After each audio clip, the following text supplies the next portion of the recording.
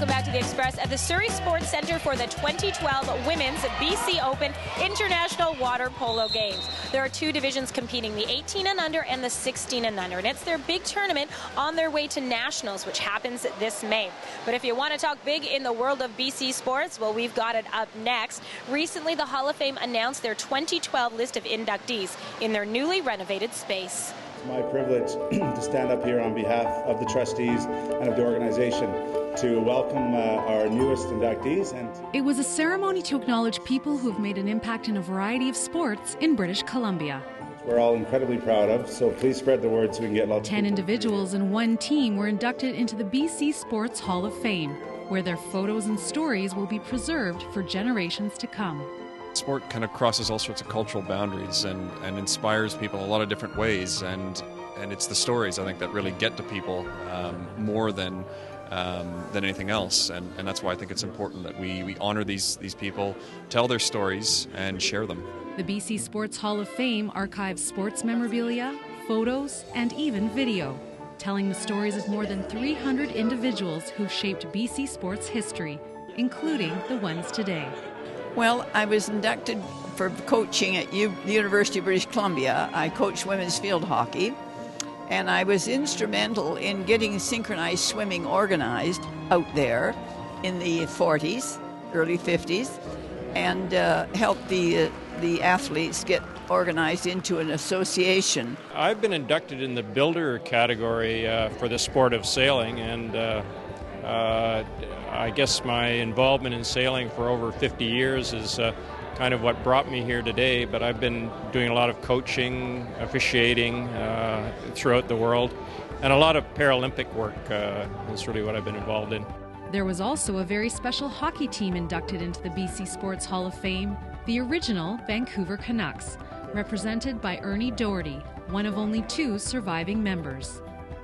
The 1945-46 Canuck team. That was the very first year of the Canucks, when they started hockey up again after the war was over. Andrea Neal, who played on the Canadian national team and for the Vancouver Whitecaps, is the first female soccer player to be inducted into the BC Sports Hall of Fame. So many fantastic builders, athletes, and true pioneers, teams of our game and our history. And the BC Sport Hall of Fame now, especially with the unveiling of this beautiful new part of the building, phase of the building, just gives us a tangible outreach to the great history of what's been before us. In Vancouver, I'm Kendall Harris for The Express. The website is bcsportshalloffame.com, and they're holding a Red Mitten Weekend anniversary event February 11th and 12th. The first 25 kids wearing the red mitts get in for free.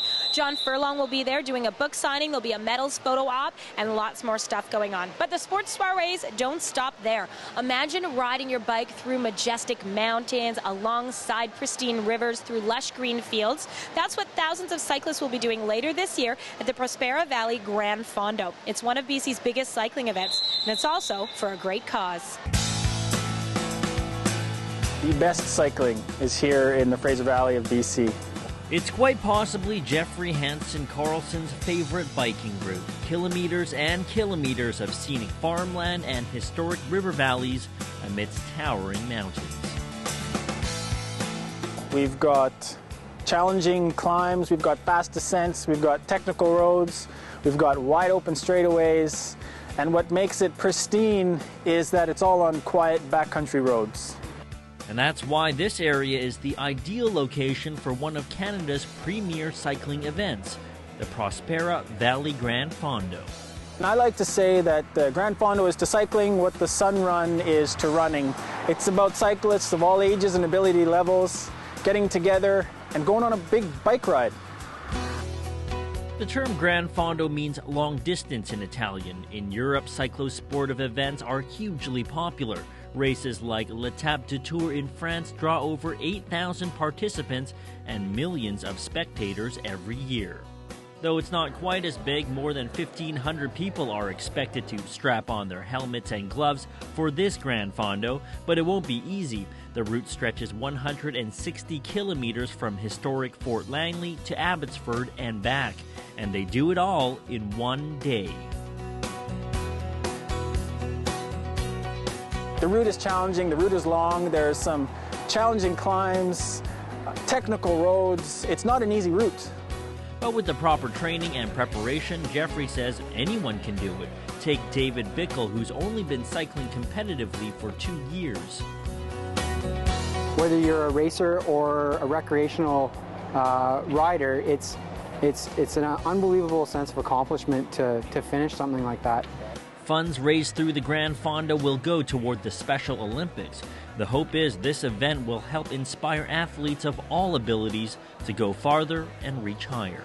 What they do connects with what we do, and we could not be more excited to have them as our charitable partner. The big race takes place on July 22nd, 2012. I'm Tim Chung in Fort Langley for The Express. Riders of all levels and ages are welcome to join in the fun. They have 80K routes and 3K routes. The website is valleygrandfondo.com. You're watching our Express Sports Special, and we're going to be climbing the walls and pounding the pavement up next. Yearly 2 to 3 week climbing trips to Argentina and Australia weren't big enough for Dan. The around-the-world story behind Climb On in Squamish. Proper shoes are important because you spend so much time on your feet. Running shoes, what to look for and what to avoid. The Express, we are your local voice. Community programming on Shaw has been generously sponsored in part by hairstyling and color services for Shaw TV, provided by The Lounge Hair Studio, loungehairstudio.com. I think the Sea to Sky Trail is very unique in the fact that people with different disabilities, different levels of disabilities, maybe not even disabilities, maybe someone with a stroller or someone who just has a hard time walking. Just having a trail of this extent, going through the wilderness the way that it does, we never get to see that anywhere, and we never get to use something like that anywhere.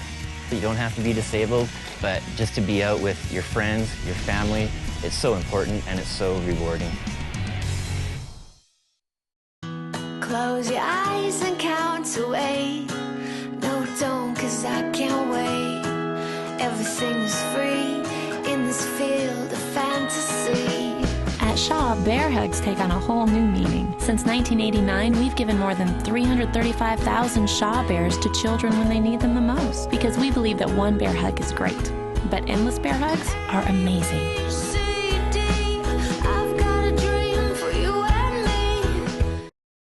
Dear Children's Wish Foundation of Canada, thank you for sending me Rory the Lion. That means I'm going to get my wish, and that makes me really, really happy. Yesterday he was sad, but I told him it's okay, Rory, they'll only 2 more needles until my wish. I will send you pictures from the top of the Rocky Mountains. Love, Emily. Imagine the difference a wish can make. Click on childrenswish.ca and give today. Welcome back to the Express at the Surrey Sports Centre for the 2012 Women's BC Open Water Polo Games. There are local teams here, plus national teams from Calgary and Saskatchewan, even international teams from as far away as California and Hungary.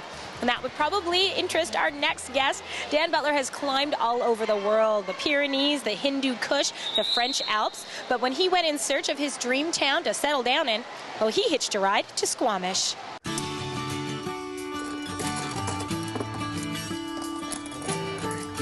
Once a piece has held you and kept you from hitting the ground, you develop a small, empathetic, relationship with that piece. You're like, well, it worked last time.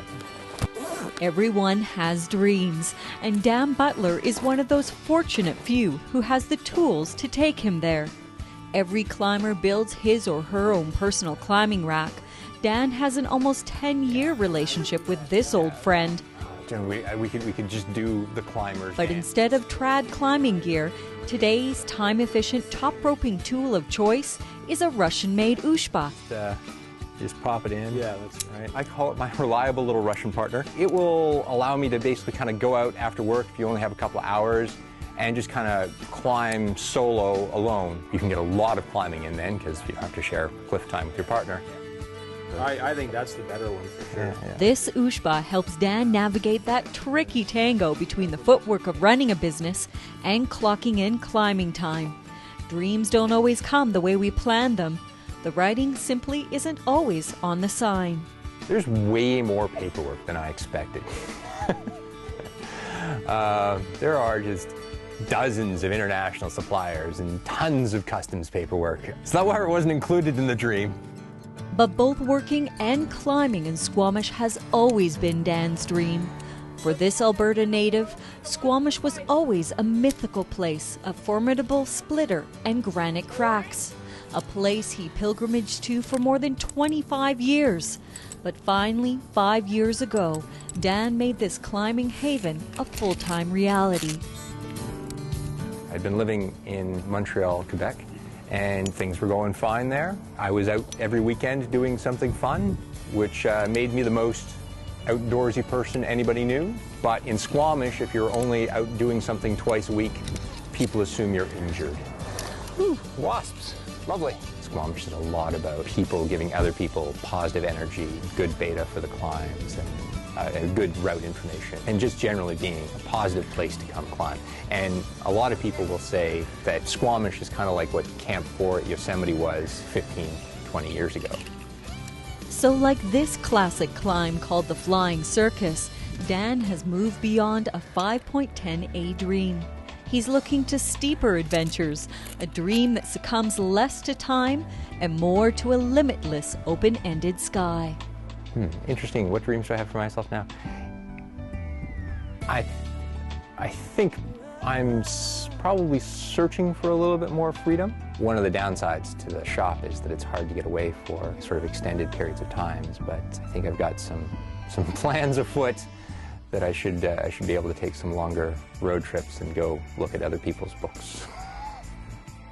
Yearly 2 to 3 week climbing trips to Argentina and Australia weren't big enough for Dan.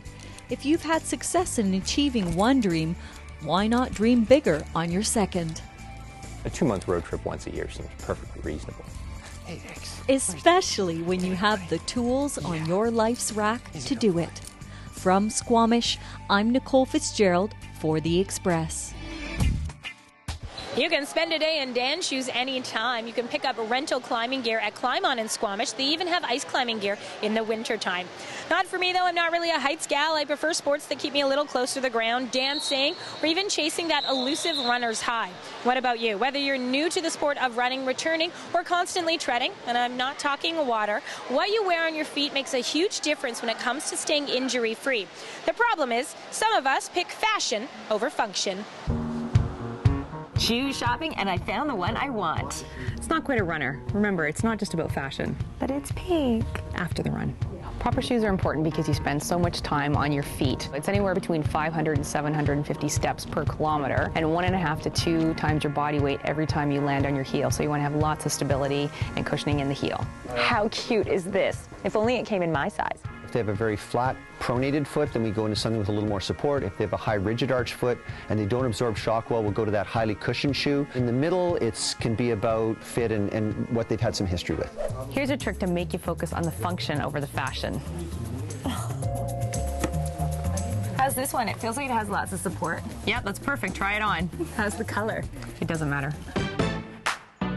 Check it out. Fashion meets function. Yeah.